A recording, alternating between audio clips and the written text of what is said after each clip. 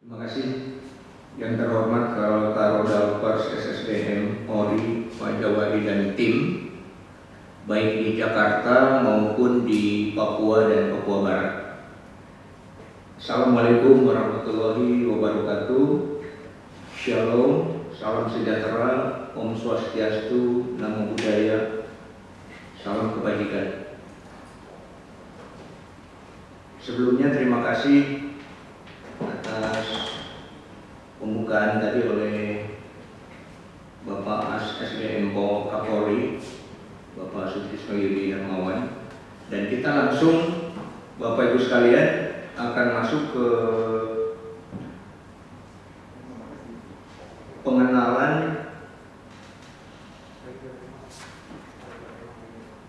konsep pembentukan dasar dan kepribadian.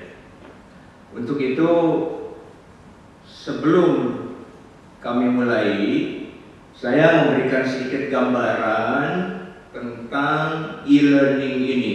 Jadi Bapak Ibu, para instruktur, para pelatih di Papua dan Papua Barat tidak perlu khawatir tentang e-learning ini, karena e-learning ini di dunia baru. Bahkan di negara-negara Eropa, Amerika, e-learning ini istilahnya masih mencari.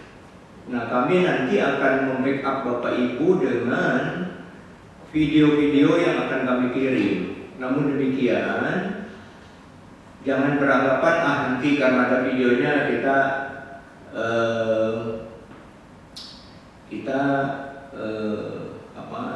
tidak menyimak sesi ini, karena sesi ini saya bawakan bukan murni sebagai e-learning atau virtual learning, tapi saya akan bawakan sebagai blended learning. Ini yang menurut research dari Will Thalheimer itu yang paling efektif. Jadi saya akan membawakan secara analog digital, Bapak Ibu sekalian. Nah, untuk itu kita akan mulai. Silakan Bapak Ibu ambil dulu masing-masing gadgetnya, ya, HP-nya.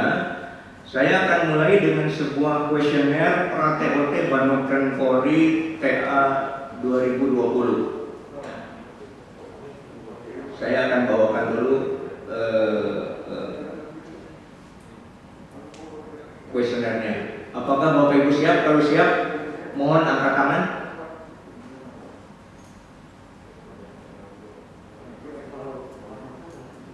Mohon angkat tangan sekali lagi yang sudah siap. Baik, terima kasih. Nah, buka di WA Group TOT, ya, di WA pelatih. Nanti saya akan berikan waktu dan Bapak Ibu akan mengirimkan jawabannya. Ya. Ini bukan tes, ini adalah kuesioner untuk feedback riset bagaimana Bapak Ibu sekalian sebagai pelatih nanti bisa lebih efektif dan produktif di dalam pembelajaran ini. Yang pertanyaan pertama, silakan disimak, ini multiple choice ya. Bapak kalau mau menjawab A, silakan kirim A, langsung kirim. Kalau B dan C dan D dan sebagainya ya. Baik, saya mulai. Sebagai pelatih, bagaimana menempatkan peran Anda di hadapan siswa? A. Berperan sebagai guru. B. Berperan sebagai atasan. C. Berperan sebagai facilitator. D. Berperan sebagai teman. Saya ulangi. A. Berperan sebagai guru. B. Berperan sebagai atasan. C. Berperan sebagai facilitator. D. Berperan sebagai teman. Ya, silakan dijawab, kirim ke WA Group. Yang kedua,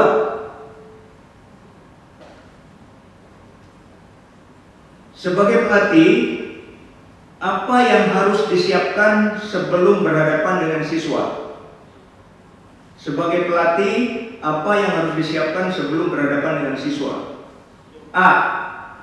Mengetahui materi dengan seksama. B. Mempelajari materi dengan seksama. C.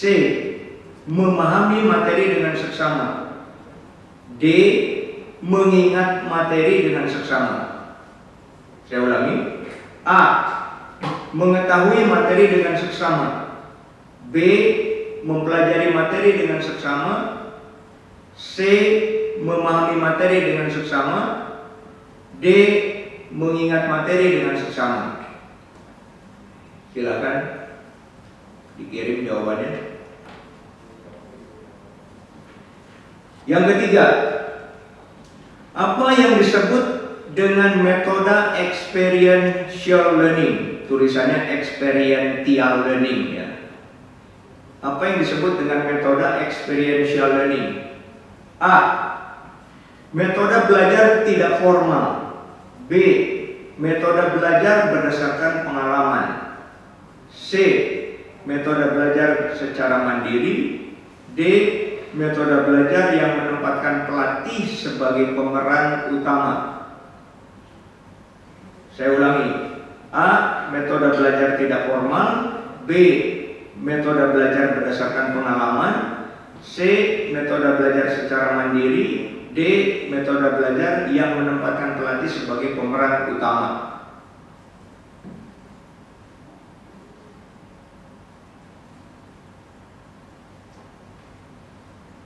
Yang keempat, apa yang terpenting dari metode experiential learning tersebut? A. Hasil akhir pembelajaran. B. Proses pembelajaran. C. Peran pelatih. D. Sarana dan fasilitas belajar. Ulangi. A. Hasil pembelajaran. B. Proses pembelajaran. C. Peran pelatih. D. Sarana dan fasilitas belajar. Silakan dikirim. Yang kelima, tugas seorang pelatih experiential learning adalah A. Mengajar dan memberi pengarahan. B. Memberi instruksi yang harus dipatuhi. C. Membuat suasana nyaman. D. Memiliki keterampilan mendengar dan memuji peserta. Ulangi. A. Mengajar dan memberi pengarahan. B. Memberi instruksi yang harus dipatuhi. C. Membuat suasana nyaman. D. Memiliki keterampilan mendengar dan memuji peserta. Yang keenam, ini ada 10 pertanyaan ya. Yang keenam, apakah yang disebut metode NLP? November 5 Papa. Apakah yang disebut metode NLP? A. Neuro Leadership Program. B. Neutral Leadership Program. C. Neuro Linguistic Programming. D. Neutral Linguistic Programming. Ulangi. A. Neuro Leadership Program. B. Neutral Leadership Program. C. Neuro Linguistic Programming. D. Neutral Linguistic Programming. Silakan dikirim.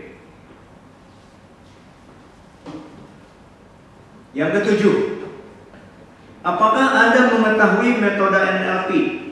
Apakah Anda mengetahui metode NLP? A. Tidak sama sekali. B. Sedikit namun belum paham. C. Cukup memahami. D. Memiliki kompetensi NLP.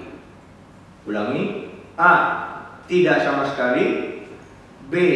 Sedikit tapi belum paham. C. Cukup memahami. D. Memiliki kompetensi NLP. Ya, silakan dikirim.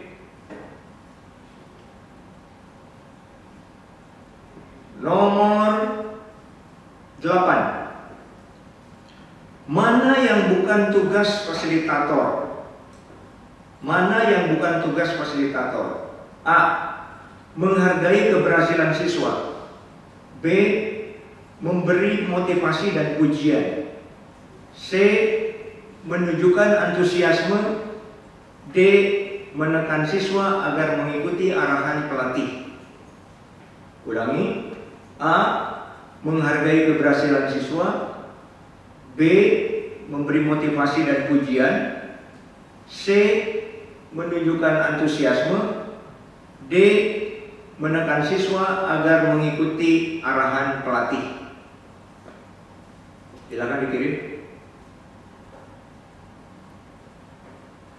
Nomor 9. Nah, ini nomor 9 dan nomor 10 silakan Bapak Ibu memberikan jawaban yang singkat padat. Ya, ini Bapak Ibu pertanyaannya pertanyaan terbuka. Jadi bukan memilih, Bapak Ibu mengetik. Nomor 9. Sebutkan paling tidak 3 ciri-ciri sosok pelatih yang ideal menurut Anda. Ulangi. Sebutkan paling tidak 3 ciri-ciri sosok pelatih yang ideal menurut Anda. Ya, silakan. Saya beri waktu.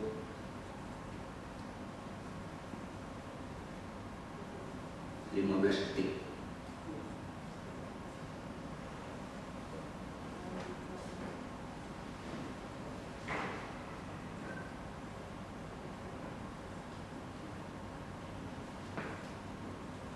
Jawaban singkat padat. Sebutkan paling tidak 3 ciri-ciri sosok pelatih yang ideal menurut Anda.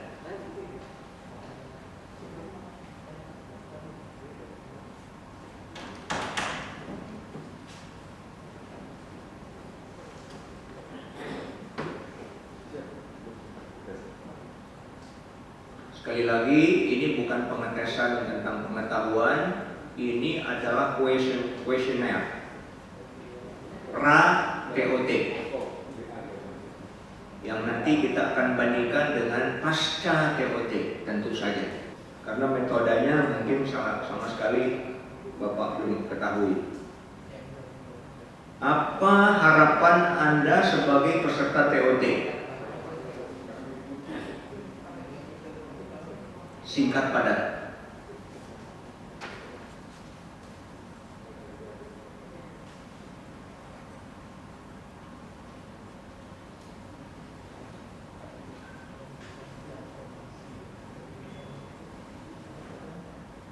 Ya, langsung dikirim ke WhatsApp TOT.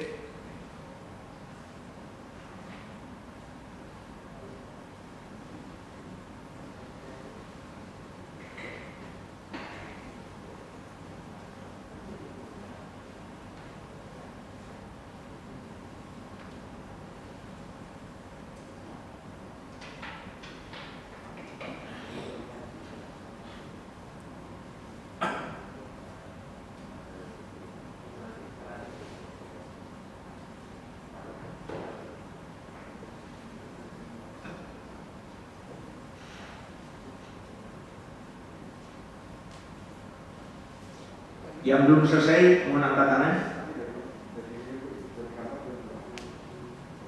Ya, sudah semua. Terima kasih kalau sudah semua. Oh, ada yang belum, satu, silakan.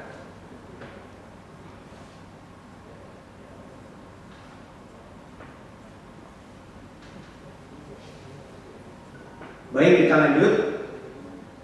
Nah, kalau sudah dikirim, silakan matikan HP Bapak Ibu sekalian. Silakan matikan HP Bapak Ibu sekalian. Kita akan langsung masuk ke pelatihannya. Kita akan menggunakan blended learning, sekali lagi perpaduan antara classroom facilitation dan e-learning atau virtual learning. Mohon izin saya pindah dulu. HP-nya mohon dimatikan. dimatikan atau di-set ke memori. Terima kasih.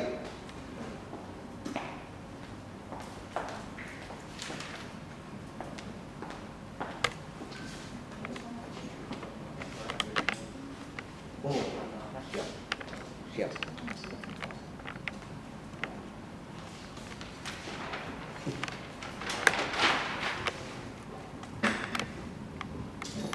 Terima kasih. Saya akan coba bicara tidak terlalu tergesa-gesa karena ada delay ya, voice-nya.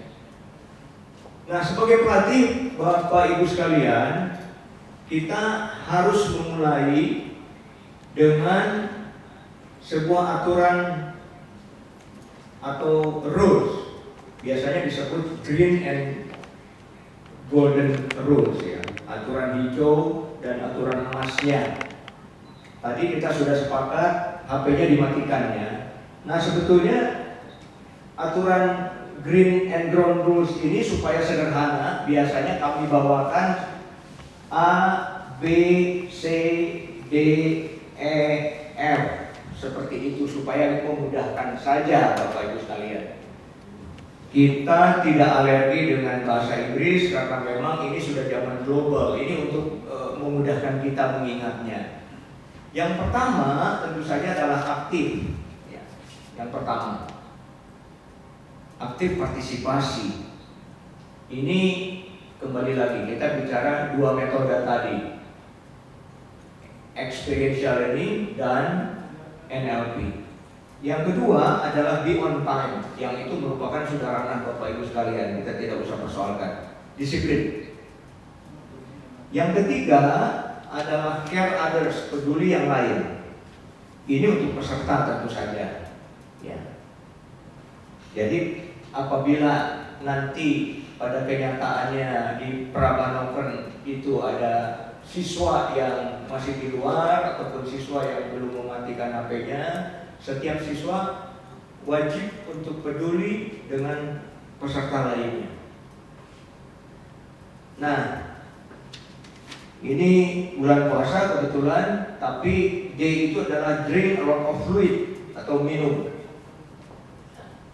Jadi pada saat keadaan normal atau new normal nanti, peserta akan diingatkan untuk minum sebanyak atau minum air sesering mungkin. Oleh sebab itu para pelatih di lapangan wajib untuk menyiapkan air minumnya, atau biasanya setiap siswa sudah membawa tempat air minum masing-masing. F-nya itu adalah enjoy. Jadi di dalam pelatihan ini Bapak Ibu sekalian, kita tidak terlalu tegang. Sebab dengan tegang itu akan menjadikan siswa tertekan. Jadi ini beda dengan pelatihan yang bersifat TNI Polri, di mana siswa mungkin ditekan. Bukan berarti tanpa tekanan. Nanti kita akan jelaskan tentang program 10 hari. Ini baru aturan. Dan yang terakhir F-nya adalah fun. Saya taruh di sini. Semua harus fun. Nah, Bapak Ibu sekalian, sebagai dasar saja bahwa fun itu bukan berarti penuh canda. Fun itu adalah bahasa lainnya mirthful. Ya, mohon maaf, ini tambahannya. Mirthful. Jadi ini yang akan mirthful ini atau fun ini yang akan membawa peserta tanpa disadari akan dibawa ke satu nilai-nilai. Ya, kalau kita mengacu kepada KB2K, pelatihan diklat karakter, kepemimpinan berkarakter dan berwawasan kebangsaan, maka kita bicara karakter. Nah, karakter ini tidak bisa didoktrin dari atas. Kamu harus berubah, kamu harus tanggung jawab, kamu harus begini. Itu akan seperti Kaleb.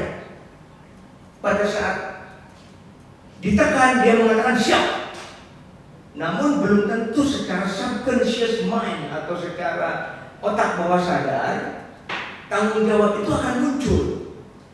Nah, namun dengan dibawakan secara ABCD EF ini, ya, yang terakhir Bimpul atau PAN ini, maka setiap nilai-nilai itu akan ditemukan oleh diri siswa sendiri, sehingga dikatakan ada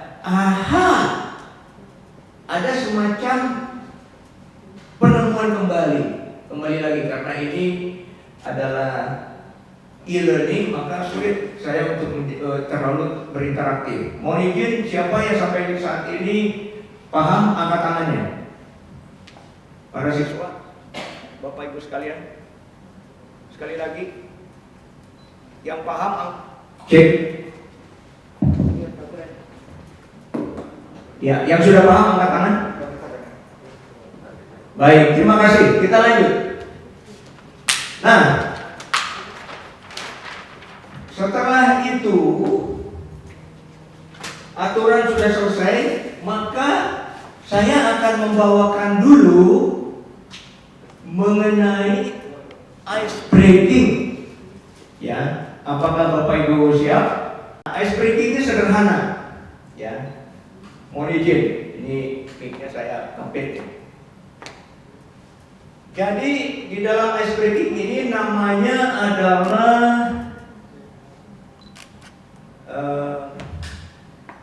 victory dan kompetensi atau peace, ya, peace. Daripada victory saya memilih peace. Peace itu begini, peace, ya, peace, damai, ya. Papua harus damai, peace. Nah, sedangkan kompetensi itu lambangnya seperti ini. Ya, kebetulan saya adalah asesor nasional untuk experiential learning. Kompetensi itu seperti ini. Jadi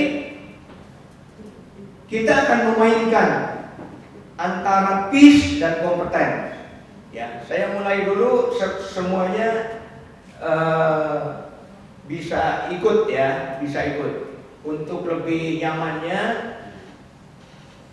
yang di belakang bisa berdiri supaya terlihat. Ya, 3 baris yang di belakang bisa berdiri supaya terlihat. Ya, selang-seling. Baik. Nah, saya akan buat irama seperti ini.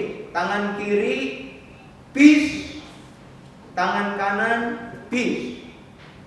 Tangan kanan peace, tangan kiri peace. Ya. Tangan kiri peace, tangan kanan peace. Silahkan. Mulai. Peace, peace, peace, peace, peace, peace, peace, peace. Terakhir dua-duanya peace. Oke, bagus. Saya akan tingkatkan, Bapak Ibu sekalian, karena ini adalah ice breaking. Saya akan tingkatkan 1 tingkat kesulitannya dengan mengkombinasikan dengan kompeten. Tapi bagaimana kompeten kita akan nanti dulu, ya. Maka kita akan buat tangan kiri kompeten, kompeten, kompeten, kompeten, kompeten, kompeten. Kita mulai kiri dulu, ya. 1, 2, 3. Kompeten, kompeten. Boleh teriak, ya, Bapak Ibu sekalian. Kompeten, kompeten, kompeten, kompeten. Dua-duanya kompeten. Nah, saya akan tingkatkan 1 tingkat lagi, Bapak Ibu sekalian, dengan mengkombinasi tadi. Ya, tangan kiri peace, tangan kanan kompeten. Peace, kompeten. Dan tangan kanan peace, tangan kiri kompeten. Peace, kompeten. Ya. Oke, kita mulai. Tangan kiri peace, tangan kanan kompeten. 3, 2, 1. Peace, kompeten. Dua-duanya sekaligus. Peace, kompeten. Nah, kelihatan, ya, ada beberapa yang kesulitan untuk yang terakhir tadi, maka kita akan membuat sebuah kebiasaan baru, Bapak Ibu sekalian. Ya, ini sebuah tantangan. Inilah yang disebut keluar dari zona kenyamanan. Saya akan tambah satu tingkat dengan peace dan kompeten digabung. Ya, contoh, tangan kiri peace, tangan kanan kompeten, dan sebaliknya nanti diikuti ya. Saya contohkan dulu. Peace, kompeten. Peace, kompeten. Peace, kompeten. Peace, kompeten. Nah, lalu kita akan mulai. Tangan kiri, peace, tangan kanan kompeten. 3, 2, 1, mulai. Peace, kompeten. Peace, kompeten. Peace, kompeten. Peace, kompeten. Peace, kompeten. Peace, kompeten. Baik, kita beri aplaus untuk Bapak Ibu semua.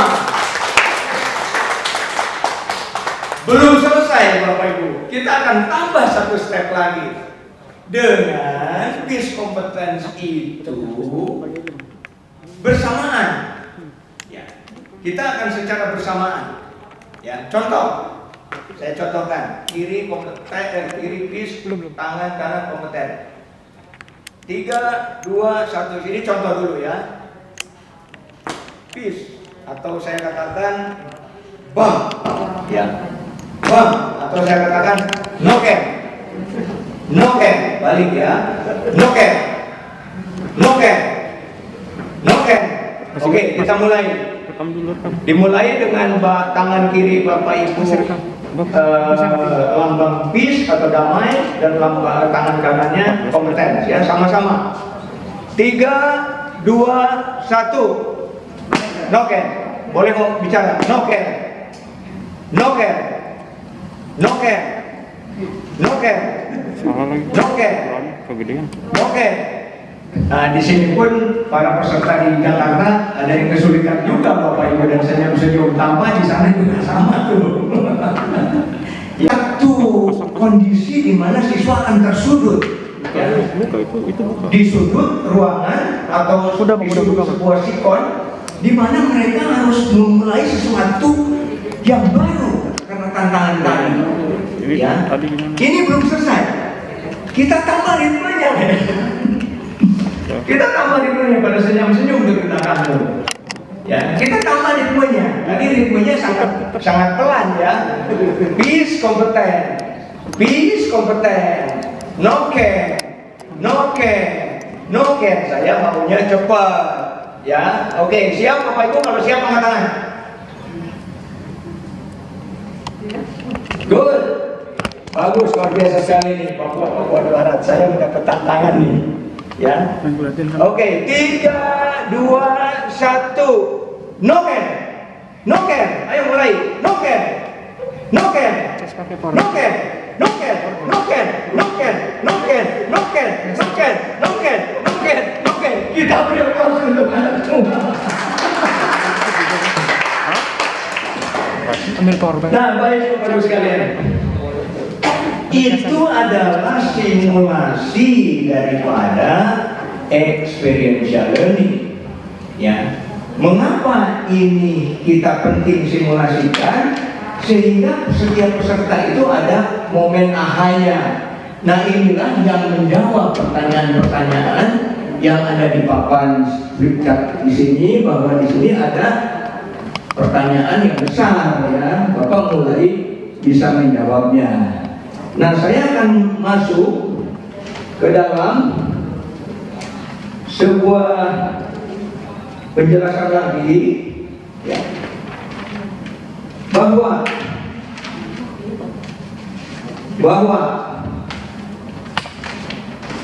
di dalam seluruh aktivitas Panoken nanti, kita harus ingat sebagai pelatih bahwa nilai-nilainya itu ada 12 Bapak Ibu sekalian. Ini di dalam kurikulum yang nanti akan dijelaskan oleh Dr. Yunus Situmorang nanti siang ya, setelah saya. di dalam kurikulumnya. Nah, jadi nilai-nilai itu satu adalah keimanan, dua kemanusiaan, tiga integritas, empat rendah hati, lima toleransi, enam persaudaraan, tujuh tanpa pamrih, delapan disiplin, sembilan gotong royong, 10 berprestasi, 11 inovatif, 12 komunikatif. Bapak Ibu tidak perlu bingung bagaimana nilai-nilai ini muncul, karena ini nilai-nilai sudah digodok dan ditemukan kembali, ya, bukan ditemukan tapi ditemukan kembali oleh tim untuk menjadi nilai-nilai kompetensi daripada Banoken nanti, Prabanoken nanti. Baik.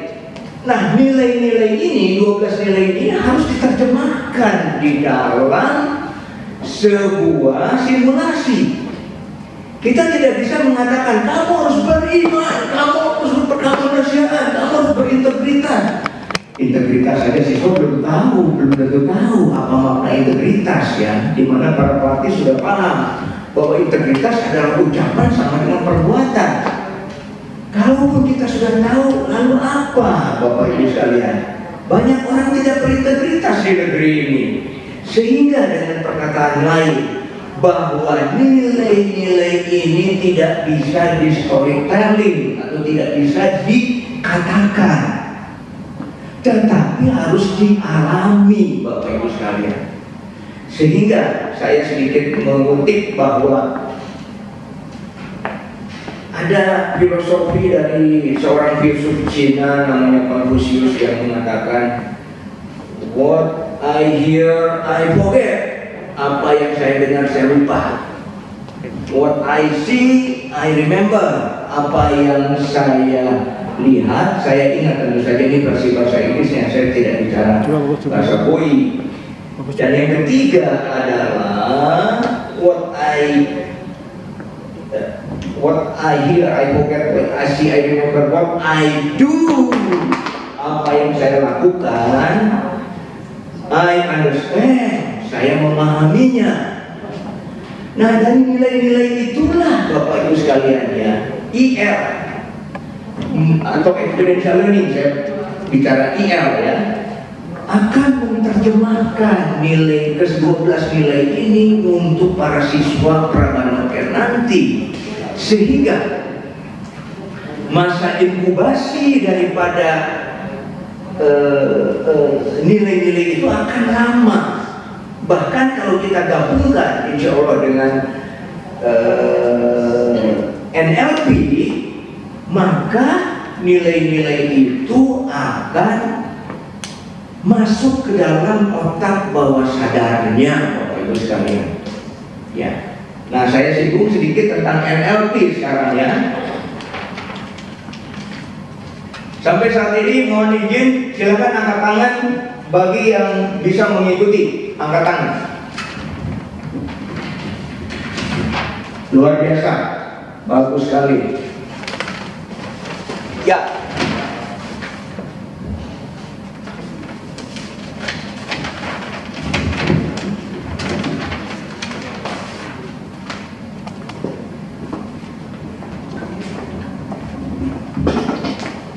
NLP, Neuro Linguistic Programming, tadi Bapak Ibu sudah jawab. Ini adalah sebuah metode yang mengaktifkan otak sadar kita dan otak bawah sadar kita. Kita buat bilangnya begini, ya, kalau para psikolog itu begini bilang, ini otak sadar. Ini otak tidak sadar. Jadi otak tidak sadar ini ada di bawah, terkubur di dalam lautan. Ini ada sebuah gunung es, ya, terkubur di dalam lautan. Dan otak sadar kita yang kita pakai sehari-hari. Namun kita harus ingat, Bapak Ibu sekalian, para ahli mengatakan bahwa otak sadar ini hanya 12-15% saja. Sedangkan 85-88% ini adalah otak tidak sadar. Sehingga dengan perkataan lain, Bapak Ibu sekalian, jangankan kita di storytelling dikatakan Anda harus disiplin, Anda harus beriman, Anda harus bergabung kemanusiaan, Anda harus gotong royong, Anda harus bisa dipercaya. Wah, Bapak Ibu sudah paham kan sekarang? Aha, tidak sesederhana itu. Mengapa? Karena itu adalah otak sadar. Ya, hanya 15%, sehingga kita harus memasukkannya di dalam otak tidak sadar. Dengan cara seperti apa? Dengan cara mengaktifkan otak sadar dan otak tidak sadar ini di dalam melalui sebuah bahasa linguistik. Ya, tadi di dalam otak kita neuro mengaktifkan otak sadar dan otak bawah sadar. Neuro di dalam otak kita melalui bahasa linguistik yang tertata dan terprogram, programming. Sehingga dengan perkataan lain, Bapak Ibu sekalian, penggabungan antara NLP dan experiential learning ini akan saya yakin akan sangat powerful sekali, Bapak Ibu sekalian. Nah, singkat kata saya menutup NLP ini dengan sebuah kebiasaan buruk. Apabila siapapun orangnya selalu mengeluh, selalu misuh, selalu mengumpat, selalu komplain, selalu menyalahkan orang lain, selalu mengatakan, wah, si Anu sih kenapa aturan selalu berubah-ubah? Aduh, hari buruk, hujan, mendung, dan lain sebagainya. Sekarang corona, hidup susah, keluar tidak boleh, polisi banyak aturan, ini gitu, saya susah, makan saja susah, apalagi dengan aturan-aturan. Nah, ini akan dibawa dalam otak bawah sadar, subconscious mind, Bapak Ibu sekalian, menjadi sebuah karakter. Ini bahayanya. Kebiasaan sujon itu akan direkam oleh otak bawah sadar kita, ya, menjadi sebuah karakter di program. Dan kalau sudah menjadi sebuah karakter, satu klik lagi adalah menjadi sebuah action, menjadi sebuah perilaku. Oleh sebab itu kita akan menggabungkannya. Lanjut. Nah,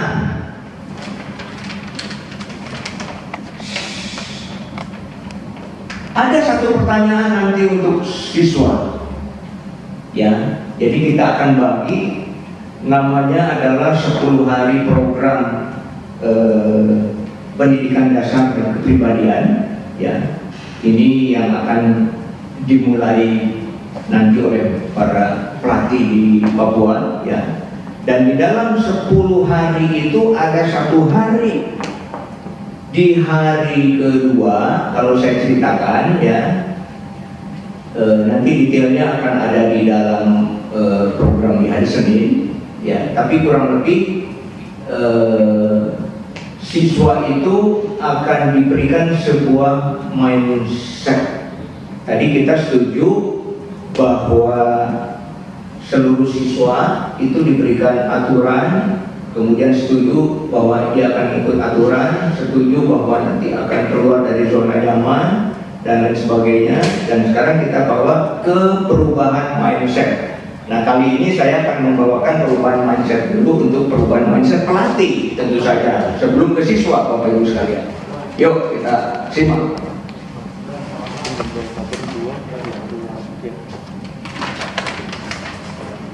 Nah, ini mindset Bapak Ibu yang taruh di sini.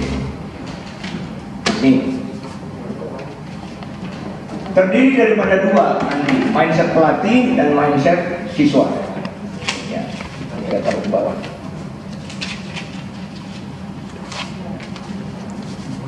Mindset adalah mindset pelatih dan mindset siswa. Ya. Nih. Lagi masuk. Kita masuk dulu di mindset pelatih, Bapak Ibu sekalian. Di mindset pelatih, kembali lagi mohon izin bahwa Bapak Ibu terbiasa dengan pelatihan TNI Polri atau Polri TNI yang dalam hal ini pelatihan yang satu arah, ya, instruksional. Kalau saya boleh mengilustrasikannya, sudutnya 15 derajat. Ya, kalau sudutnya 90 derajat itu udah medan tempur istilahnya. Nah, sudutnya 15 derajat seperti ini ya. Kita menekan, ya. Kita tekan seperti ini. Nah, sedangkan di dalam mindset pelatih saat ini, kita harus naikkan sudut ini menjadi begini, Bapak Ibu sekalian. Ya. Bahkan naik 15 derajat. Nah, jadi antara ini dan ini, ya. Yang pertama. Yang kedua, pelatih harus siap banyak memuji, ya. Ini saya detailnya. Ujian luar biasa, kita berpros. Tadi kan saya contohkan, saya praktekkan ke Bapak Ibu sekalian. Kita berpros untuk Anda semua, ya. Terima kasih, luar biasa sekali. Nah, seperti itu ya, ujian. Yang kedua, Bapak Ibu bukan aktor. Bapak Ibu instruktur bukan aktor. Pelatih bukan aktor. Ya. Pelatih bukan aktor. Siapa aktornya? Betul, siswa. Aktornya adalah siswa. Siswa itu aktornya. Lanjut. Yang ketiga, Bapak Ibu hindari mengajar. Anda harus begini, Anda harus begini, Anda harus begini, Anda harus begini. Mengapa? Karena mindsetnya adalah siswa itu idealnya harus memilih. Nah, ini saya elaborasi ya, karena ini kan TNI Polri ya. Jadi bukan berarti pelanggaran dia memilih tidak dihukum. Itu hal yang lain. Jadi koridor semua ini, metode ini koridornya atau payungnya adalah tetap payung disiplin. Ya. Kalau apel pagi terlambat, ya dihukum. Disesuaikan. Kalau seandainya HP-nya berbunyi pada saat pengajaran, itu dihukum. Apapun hukumannya. Nah, yang disebut memilih adalah bahwa dia melakukan sebuah tindakan itu dengan sebuah pilihan atas kesadaran dirinya. Nah, kita masuk ke poin yang mindset pelatih tadi ya, mindset siswa sekarang. Ya, bahwa sebelum masuk ke mindset siswa, saya akan simpulkan dulu ya supaya Bapak Ibu lebih nyaman. Ya, mohon izin. Saya geser kembali.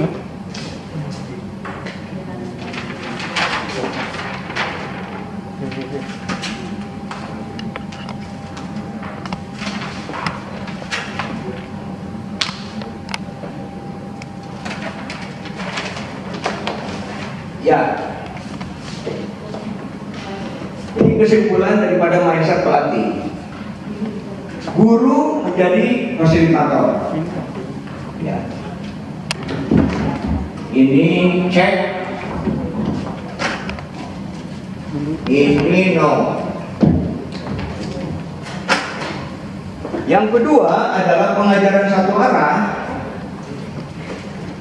menjadi pengajaran dua arah.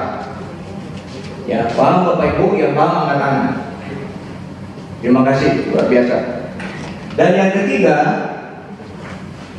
pelajaran yang bersifat top down atau dari atas ke bawah atau instruksi menjadi bottom up, Bapak Ibu sekalian. Nah, kalau begitu kita sudah shifting harus.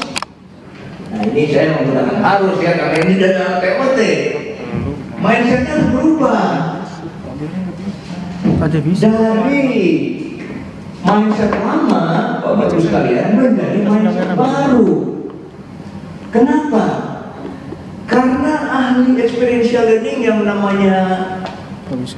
David Koch mengatakan begini, experiential learning is a process whereby knowledge is created by the transformation of experience. Bahwa experiential learning itu adalah sebuah proses di mana pengetahuan ditransformasi menjadi sebuah melalui sebuah experience ya, atau through the experience. Nah, tadi Bapak Ibu sudah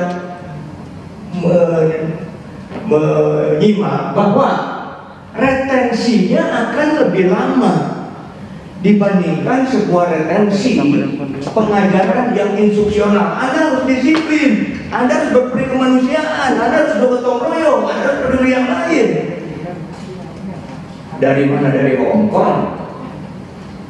Nah, tetapi dengan what I do, I understand, Anda melakukan, siswa makin melakukan, dia akan dia akan memahami Bapak Ibu sekalian. Oh iya ya, benar ya, walaupun tidak perlu di-sharing, kadang-kadang kita sharing sampai bisa menangis Bapak Ibu sekalian. Nanti di hari dalam 10 hari itu ada satu sesi namanya diet session, nanti akan saya jelaskan hari Senin.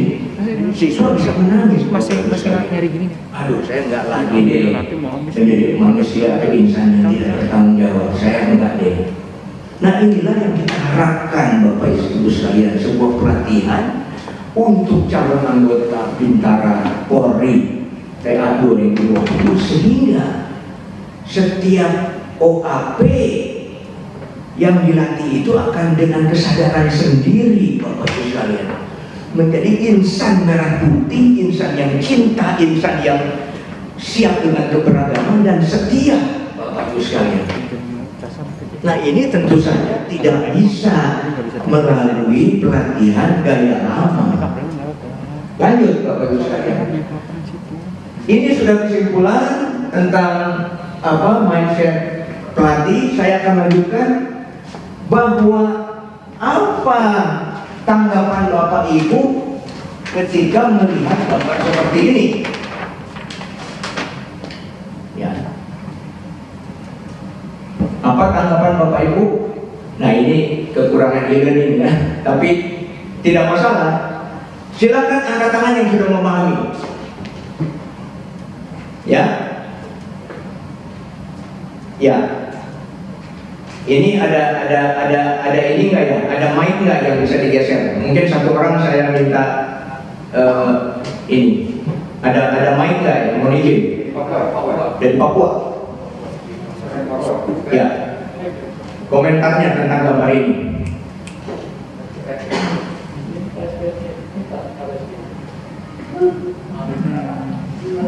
Persiapan ya? Ya. Lepas. Komentarnya apa? Memorinya lepas dulu memorinya.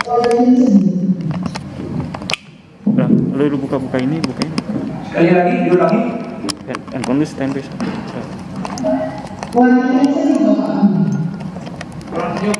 Handphone lu. Lu Kurang senyum. memorinya. Ini agak terlalu santun ya, ibu ya. Kurang senyum. Nah, kalau di dalam bahasa NLP Bapak Ibu sekalian, kata kurang, kata negatif itu tidak dikenal. Ya, ini kebetulan terima kasih tadi sudah memberi contoh sehingga saya bisa mengulasnya. Ya.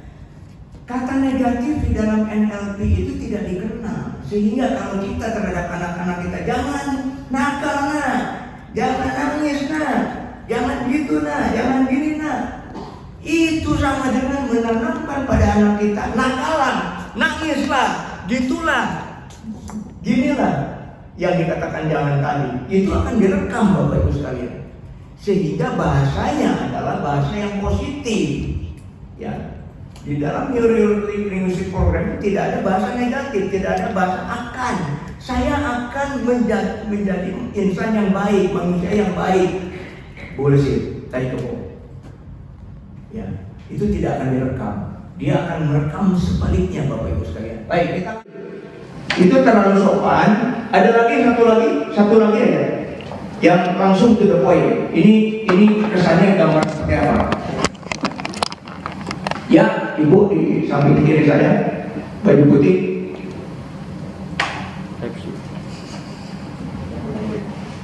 Ya, lanjut saja.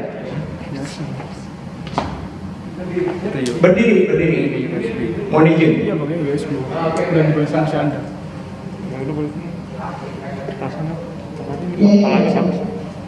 Ini siapa? Anda. Coba. Mau diulangi? Jengkel. Terima kasih. Kita beri aplaus dulu. Untuk ibu itu. Ya. Jengkel itu poin. Di sini adalah jengkel, marah, ya, cemberut, Iya, Bang. dan lain sebagainya. Nah, Bapak Ibu sekalian, saya ganti sekarang gambarnya dengan ini. Ini zaman COVID ini. Ini zaman COVID, ya. Jengkel, banyak batasan, mengeluh, suujon, dan lain sebagainya. Ya, banyak persoalan. Nah, kita ganti dengan gambar ini. Tentu kita paham bahwa ini adalah gambar sebaliknya, ya. Dari Papua Barat. Ada komentar? Ya, silakan. Terima kasih.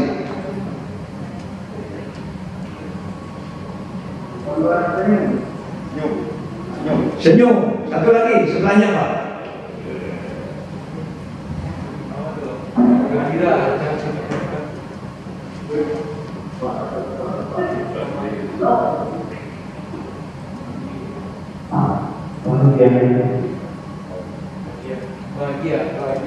Bahagia. Terima kasih, Pak. Kita beraplaus dulu untuk kedua Bapak ini. Nah, sekali lagi, apa yang saya contohkan ini adalah pujian-pujian untuk siswa, sehingga Bapak Ibu siswa tidak merasa bahwa kita sudah masuk dalam sebuah doktrin. Ya, istilah doktrin adalah sangat lemah sekali, ya. Nah, jadi institusi Polri, TNI ini doktrin. Nah, Bapak Ibu sekalian, kita akan masukkan ini di dalam keseharian kita melalui sebuah istilah yang namanya body language, ya, atau bahasa tubuh, Bapak Ibu sekalian. Tidak ada yang baru di bawah matahari ini, tapi bahasa tubuh body language kita akan bawa menjadi salah satu narasi di dalam penyampaian metode ini, Bapak Ibu sekalian. Jadi kalau saya seorang pemuda 30 tahun yang lalu, saya sekarang sudah mulai masuk kepala 6 nih, wow. Tapi saya tidak mau kalah dengan Bapak Ibu sekalian yang kepala 3. Ya, bahkan kalau suatu kesempatan kita bisa lari bersama, ya ayo gitu. Nah, Bapak Ibu sekalian, di dalam body language ini saya 20 tahun yang lalu, ya, melamar ke Banoken atau melamar ke Polri, dan saya diminta oleh salah seorang interview yang menginterview saya untuk masuk ke ruangannya. Silakan Pak selanjutnya, atau silakan siswa selanjutnya. Saya masuk mohon izin, saya mentok dengan begini. Kemudian mohon izin saya masuk dengan gaya seperti ini. Kemudian saya duduk dengan punggung yang bengkok, kemudian ke depan, muka saya kuyu. Maka Bapak Ibu sekalian, apa kesan Bapak Ibu sebelum masuk ke wawancara? Yakin Bapak Ibu tidak akan lanjutkan. Bapak Ibu bahkan akan mengatakan, menanyakan siswa tadi dengan basa-basi asal usul nama dan sebagainya, kemudian saya suruh keluar. Ya. Atau ketika bersalaman saya lemah, tidak ada power, ya. Jadi sebetulnya body language ini bisa menganalisa Bapak Ibu ketika nanti di akhir new normal, setelah new normal ini, dari siswa datang dan jadi interview kemudian menyalami saja bisa ketahuan seorang menginterview Bapak ini punya will, punya strong will ya untuk daftar menjadi katakanlah anggota Polri, atau sangat lemah karakternya. Baik Bapak Ibu sekalian, sehingga dengan perkataan lain, mau seperti ini atau mau seperti ini, itu adalah keputusan setiap siswa yang harus kita fasilitasi, ya, yang harus kita fasilitasi. Nah, selanjutnya saya akan memainkan simulasi supaya Bapak Ibu tidak boring. Saya minta 3 orang maju ke depan. Saya akan mainkannya di depan. Ya. 1 orang, Bang Ari, duduk di sini. Mohon izin, coba menghadap ke sana. 1 lagi, Bang Paputungan akan berdiri menghadap ke Bang Ari. Jaga jarak ya. Di sini menghadap ke begini. Nah, dan Bang Adi Dharma akan duduk di sini menghadap ke Bang Ari. Nah, monggo. Nah, itu ininya. Nah, seperti itu. Nah, ini kita simulasikan ya Bapak Ibu sekalian di Papua maupun di Papua Barat. Bisa terlihat kan? Kalau kurang terlihat mohon geser. Mohon geser kemari. Nah, agak geser. Ya Bang, agak geser. Ya Bang, agak geser kemari. Ya, Bapak, Bang Adi Dharma tetap di sini. Nah, stop. Nah, seperti itu ya. Maju lagi Bang. Stop. Pertanyaan saya ke Bang Ari begini. Bang Ari, Anda punya cita-cita atau punya mimpi di dalam hidup Anda? Punya. Bang Ari punya mimpi, punya cita-cita. Tidak usah diceritakan. Nah, cita-cita Bang Ari itu ada di tempatnya Bang Adi Dharma. Ya, saya tanya ke Bang Ari, apakah Bang Ari bisa melihat cita-cita? Apakah bisa melihat? Lihat aja, bisa melihat nggak? Jawabnya tidak, Bapak Ibu sekalian. Bang Ari tidak bisa melihat Bang Adi. Ya, kenapa tidak bisa melihat?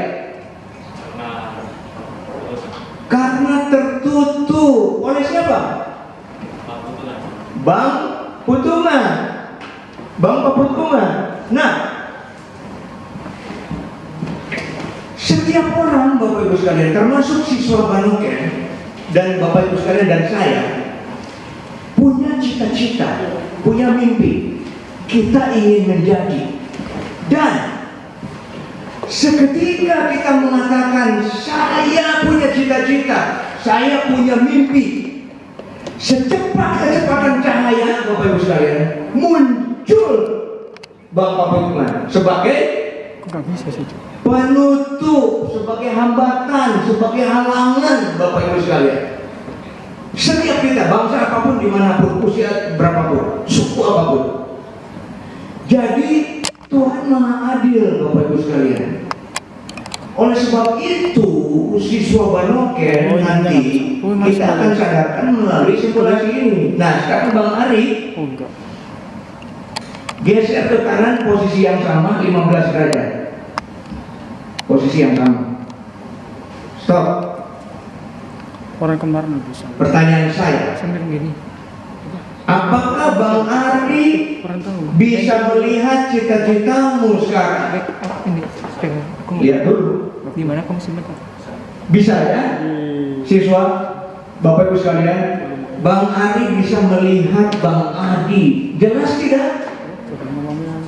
sangat atau kurang jelas?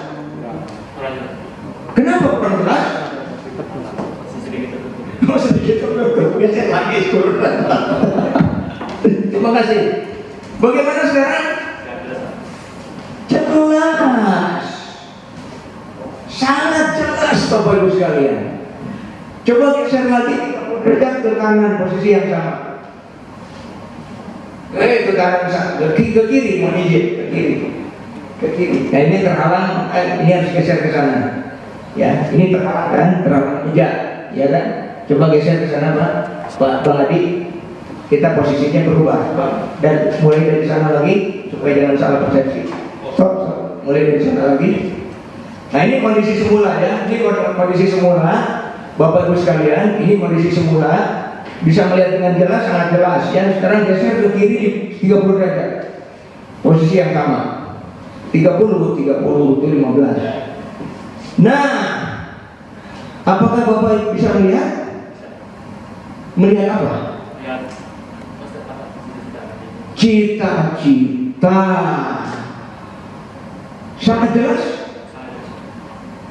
Bapak Ibu sekalian, inilah yang disebut look at the goals with a different perspective.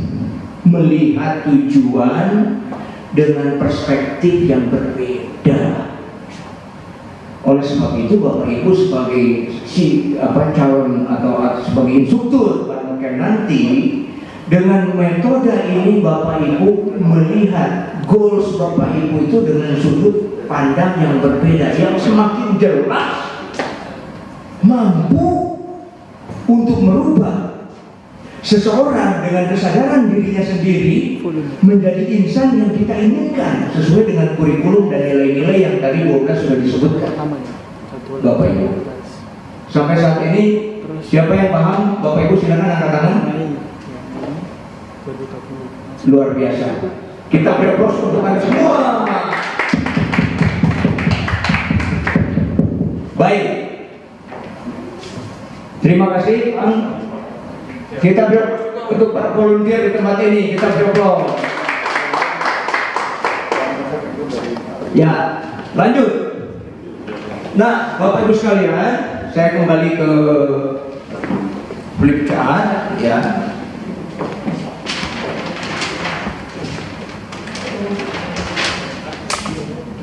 Sekarang tadi kita sudah bahas mindset pelatih, ya.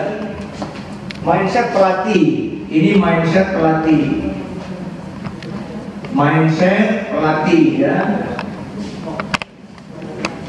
Nah sekarang kita akan bahas apa mindset siswa.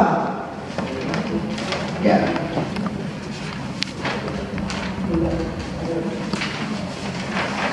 Mindset siswa. Nggak bisa. Kalian nggak bisa buat pesan mereka.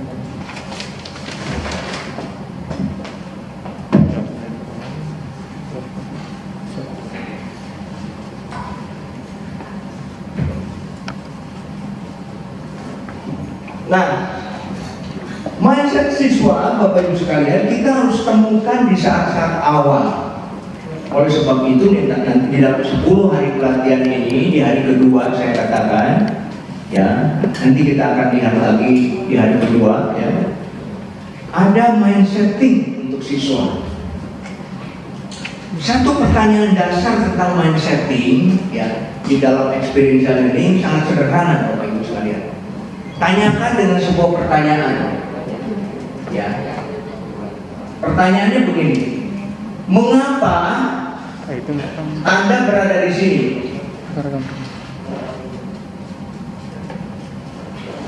Mengapa Anda berada di sini? Maksudnya di SPN nanti, itu siswa ya. Mengapa Anda berada di SPN? Nah, Bapak Ibu nanti tanyakan ke siswa, mengapa Anda berada di sini? Dipastikan Bapak Ibu sekalian. Mohon izin, ini langsung saya simpulkan ya, karena Bapak Ibu bukan siswa noken sebenarnya, bahwa mereka berada di sini, termasuk Bapak Ibu, ya, itu di satu Karena bapak Kelihatan gini, ibu atau kelihatan ininya siswa loh, lensa-nya kelihatan. disuruh orang lain. Dalam hal ini disuruh oleh SPN, nanti siswa. Kalau bapak ibu saat ini mungkin disuruh oleh atasan atau diminta oleh atasan. Tapi ada juga jawaban yang mengatakan saya berada di sini karena saya ingin menjadi seorang pelatih sejati yang mumpuni. Tapi ada juga jawaban yang mengatakan sebenarnya sih di zaman COVID ini saya memilih untuk diam di rumah daripada harus ke SPN, ke Polda Papua atau Polda Papua Barat. Atau para siswa Banoken akan mengatakan sebetulnya sih saya tidak mau menjadi anggota Polri, tapi ayah ibu saya memaksa saya untuk menjadi anggota Polri sehingga saya berada di tempat ini. Bapak Ibu sekalian, setelah mindset ini yang satu ini dijawab, ini semua akan jawabannya akan formal. Bapak Ibu sekalian, membahagiakan siapapun orangnya yang menginterview atau menanyakan. Jadi ini adalah jawaban-jawaban kalau Bapak Ibu pernah dulu masuk interview di satu perusahaan, di satu institusi, maka Bapak Ibu akan menjawab pertanyaan itu dengan jawaban yang baik-baik saja. Sangat normatif Bapak Ibu sekalian. Bapak Ibu akan menampilkan jawaban yang baik-baik saja. Tidak mungkin di dalam satu interview akan diberikan jawaban yang buruk atau yang agak minus. Nah, Bapak Ibu sekalian, ini tugas kita untuk membuat mindset peserta itu kembali ke originalitasnya, kembali ke keaslian dirinya, Bapak Ibu sekalian. Bahwa ini yang kedua ya, apakah benar Anda itu berada di sini karena ini? Ini bisa memakan waktu di dalam mindset siswa Bapak Ibu sekalian 1 sampai 1,5 jam. Bukan bicara soal ininya, tapi mindsetting itu bisa 1,5 jam. Mengapa? Karena tidak boleh terlalu cepat. Sebuah gajah atau satu daging rusa itu harus dipotong-potong, di piece by piece, dicangking Bapak Ibu sekalian, sehingga baru sebesar garpu kambing bakar ataupun rusa bakar tadi menjadi nikmat, tidak gelondongan. Nah, pertanyaan ini sebetulnya mengacu singkat kata ya, bahwa keberadaan siswa di sini itu sebetulnya diakibatkan oleh ketika kita gali ya, Bapak Ibu bukan lagi pemula, Bapak Ibu adalah pelatih. Sebetulnya keberadaan siswa ini adalah dari sebuah alasan, berangkat dari sebuah alasan bahwa dia ingin menyenangkan ibu dan ayah.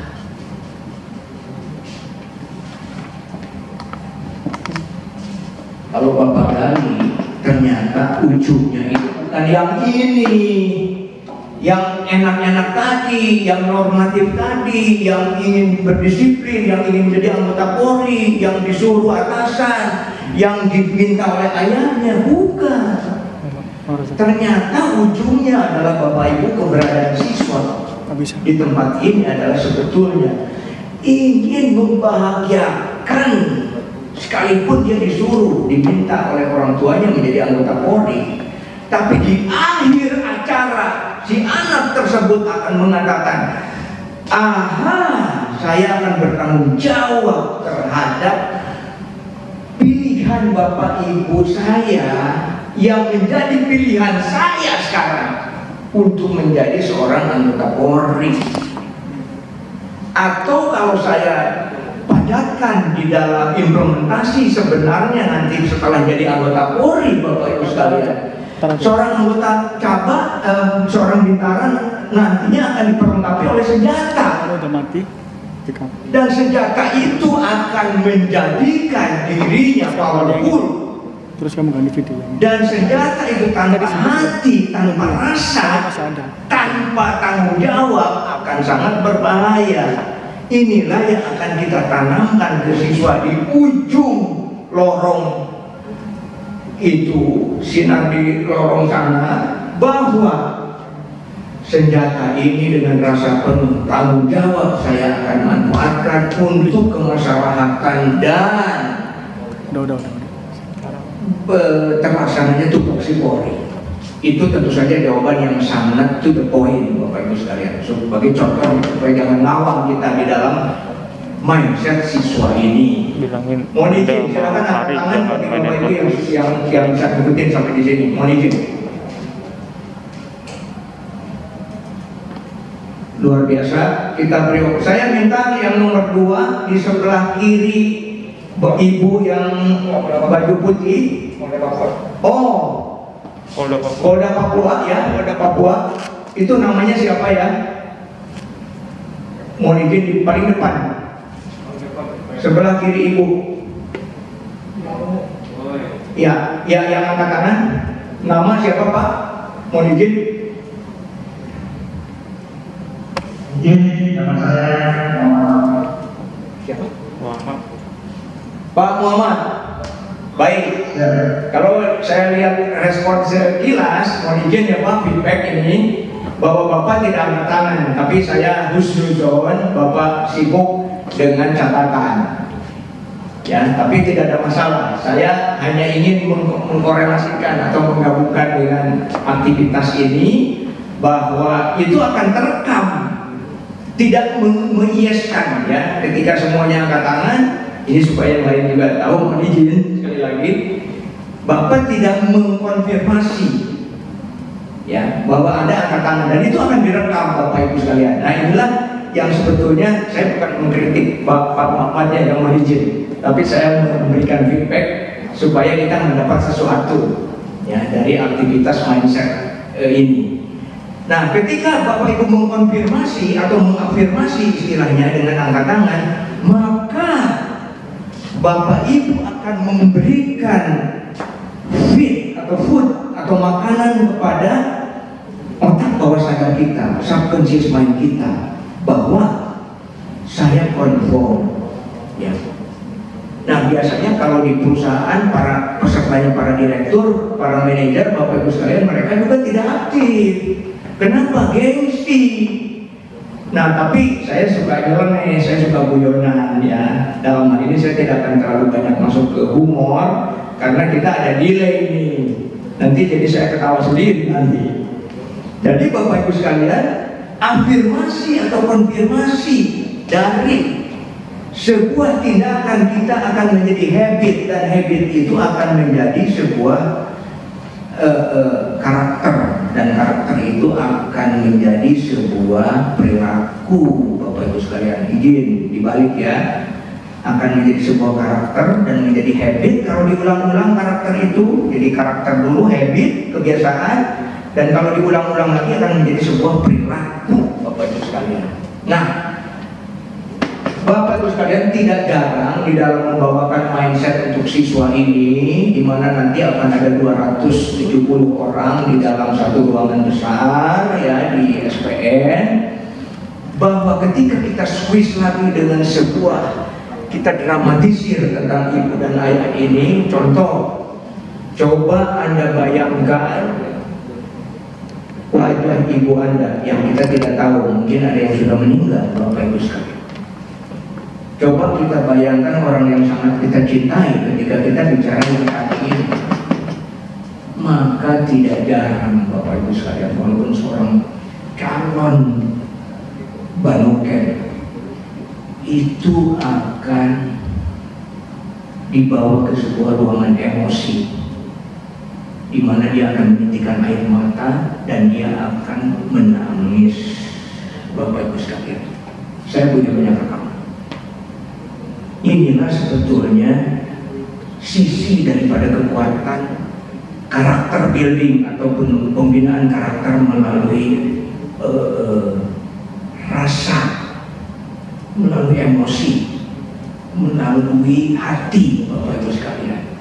Sehingga yang bicara itu bukan nalar, bukan bicara tentang conscious, tapi bicara subconscious, rekaman, Bapak Ibu sekalian. Dan ini dia panggil lagi ketika dia terlunta-lunta mau sekolah, tidak ada uang transportasi. Kalau di Papua apalagi harus jalan kaki jauh, ketika tidak ada makanan, sarapan pagi, ketika saat COVID ini semuanya menderita, semuanya bersuruh, semuanya prihatin. Bapak Ibu, itu akan dibawa penjelasan hari Senin untuk sebuah turning point, Bapak Ibu sekalian, sebuah perubahan besar, perubahan sikap mental, Bapak Ibu sekalian, yang akan dibahas semua hidupnya di dalam sanubarinya. 30 menit. Baik Bapak Ibu sekalian, ini adalah pengenalan dasar tentang karakter dan kepribadian, ya. Saya memberikan kesempatan siswa untuk bertanya. Mau 2 orang dari Papua, 1 orang dari Papua Barat, 1 orang. Siap angkat tangan, lalu berdiri. Ya langsung saja, karena saya tidak melihat dengan jelas, langsung berdiri saja yang mau angkat tangan, yang mau bertanya. Ganti memori. Memorinya udah kasih. Ada? Aku backup ke. Nah, kalau tidak ada, saya agak sedih nih. Papua Barat. Ya, Papua Barat.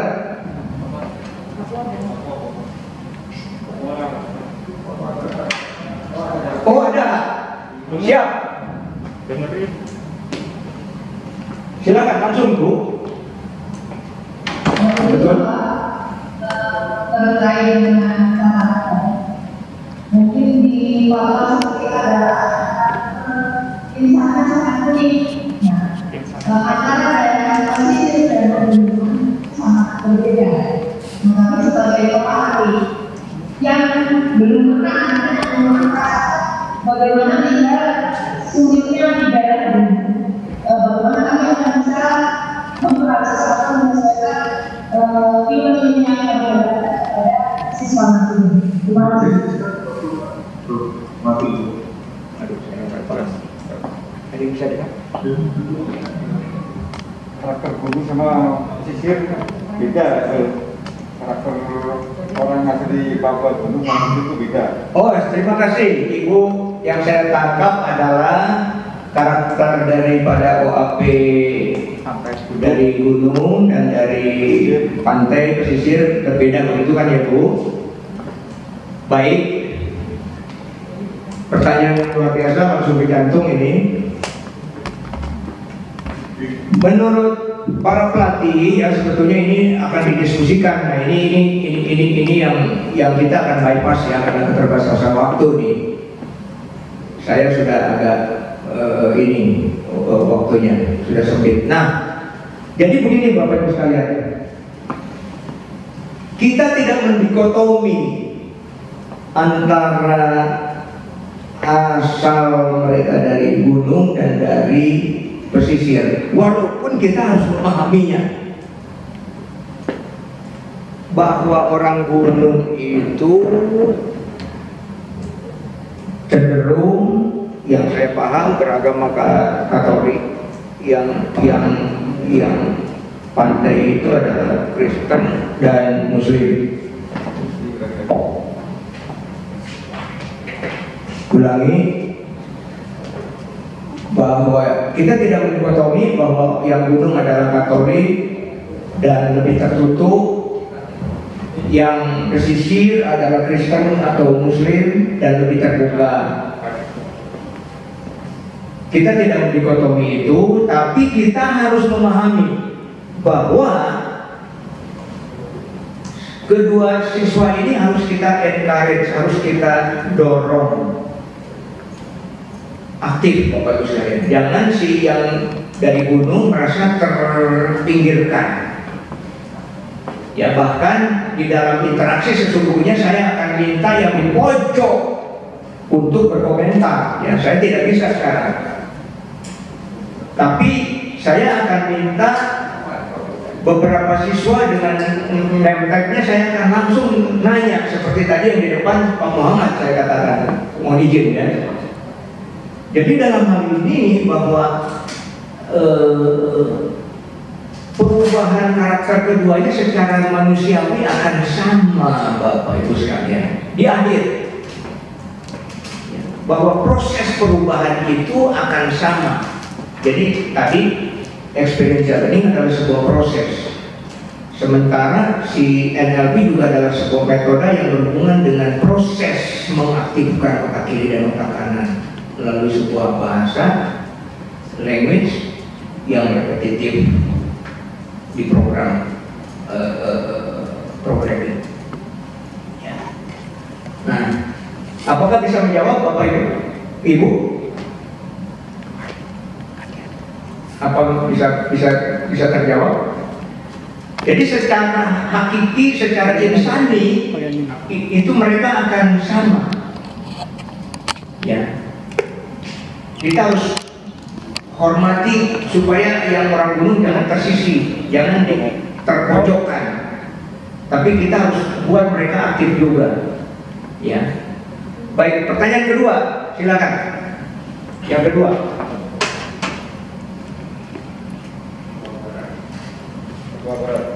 Papua Barat.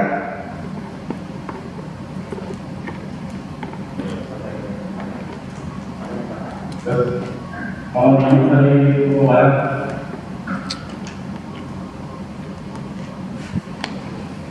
Langsung aja Pak.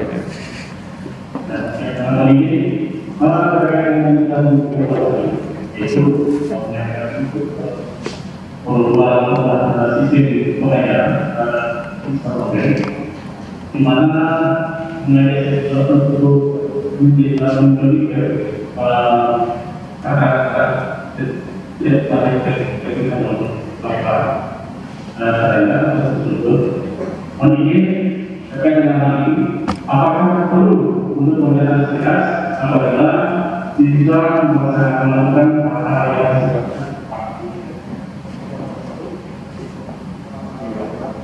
Mohon diulangi Pak, ada delay Pak. Mohon diulangi. terkait dengan konsep 95 di mana negara ada sisi kita di mana mengajak siswa untuk mengubah karena materi yang diberikan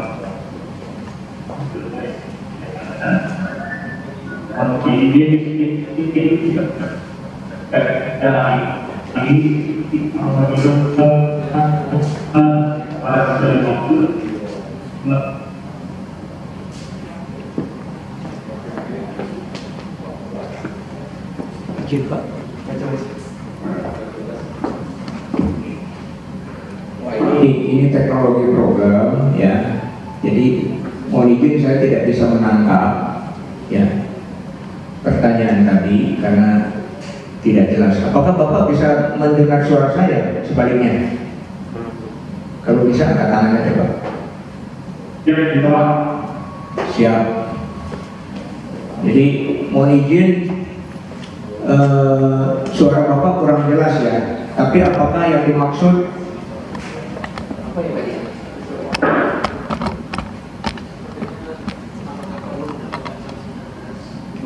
Apakah perlu mendapatkan apa? Pertanyaannya apakah perlu mendapatkan sanksi tegas? Siap. Terima kasih. Itu ya Pak. Angkat tangan Pak kalau iya. Apakah perlu siswa mendapatkan sanksi tegas?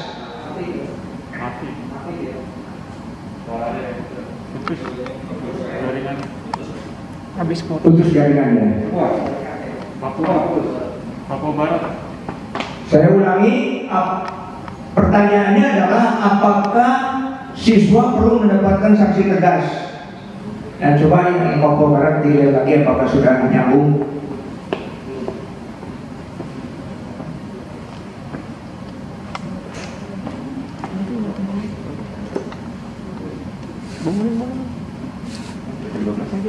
Ya, baik, kalau tidak nyambung yang Papua Barat, saya akan jawab saja bahwa sanksi tegas diperlukan di dalam koridor pelanggaran, Pak.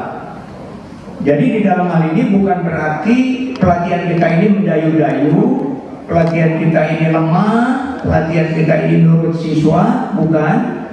Tapi di dalam koridor disiplin, ya, bangun pagi, apel malam, saat makan, apabila ada pelanggaran, tidak sesuai dengan peraturan yang berlaku, ya, seberapa besarnya. Baik, sebagai akhir daripada sesi saya, bahwa pelatihan Barongsai ini adalah pelatihan 358 hari atau 372 JP yang terbagi dalam satu JP-nya 45 menit, Bapak Ibu sekalian. Nah, polanya adalah bahwa pola 10 hari itu adalah pola pendidikan dasar dan kepribadian yang tadi sudah saya sebutkan. Ya, di situ bisa dilihat nanti di dalam modul dan kurikulumnya bahwa pelatihan 10 hari ini akan terbagi lagi menjadi pelatihan. Jadi polanya itu mengikuti pelatihan seperti ini, Pak. Mohon izin.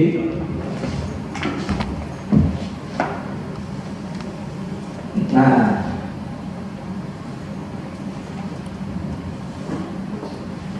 jadi ini adalah hari kelima nih. Ini hari ke-1, ya. 2, 3, 4, 5. Ini hari ke-10. Kurang lebih seperti itu.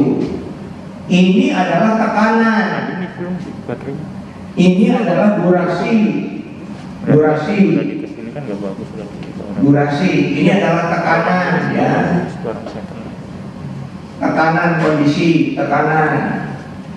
Contoh di hari pertama, ya, kita akan buat peraturan-peraturan, kemudian kegiatannya akan menekan sampai di hari kelima, Bapak Ibu sekalian, di puncak sini. Ini, ya, di mana nanti siswa akan ada solo camp di sini, tidur sendiri-sendiri, ya, di pantai, ya, sendiri-sendiri pakai bivak. Ya, tentu saja tidak akan bisa disamakan antara kondisi di SPN dan di sini di Jawa. Ya, kemudian ini durasinya, dan di hari ke-6 kita sudah mulai turun sampai di hari ke-10, Bapak Ibu sekalian. Inilah konsep daripada disiplin, tekanan dengan durasi di dalam pelatihan 10 hari atau pembinaan karakter dan kepribadian, pembinaan dasar kepribadian ini. Seperti itu, Bapak Ibu sekalian. Baik, sebagai akhir saya akan memberikan satu kata-kata bijak dari seorang Charles Darwin yang mengatakan,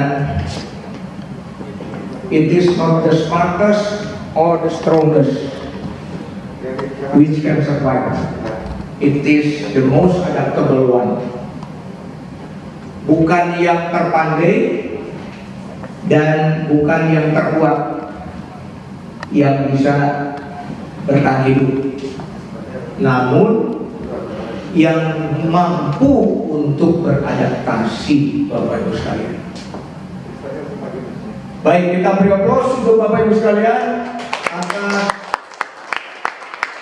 apa yang sudah kami sampaikan, dan kami sangat apresiasi, ya, terhadap partisipasi Bapak Ibu semua. Ya, tidak ada gading yang tak retak, Wassalamualaikum warahmatullahi wabarakatuh. Shalom, salam sejahtera, Om Swastiastu, Namo Buddhaya, dan salam kebajikan. Salam Hanoken. Nah, nanti Bapak Ibu sekalian di dalam pembelajaran kami selanjutnya, ketika saya mengatakan salam Hanoken, maka Bapak Ibu akan mengatakan salam Hanoken. Kita coba ya. Salam Hanoken. Siap. Terima kasih.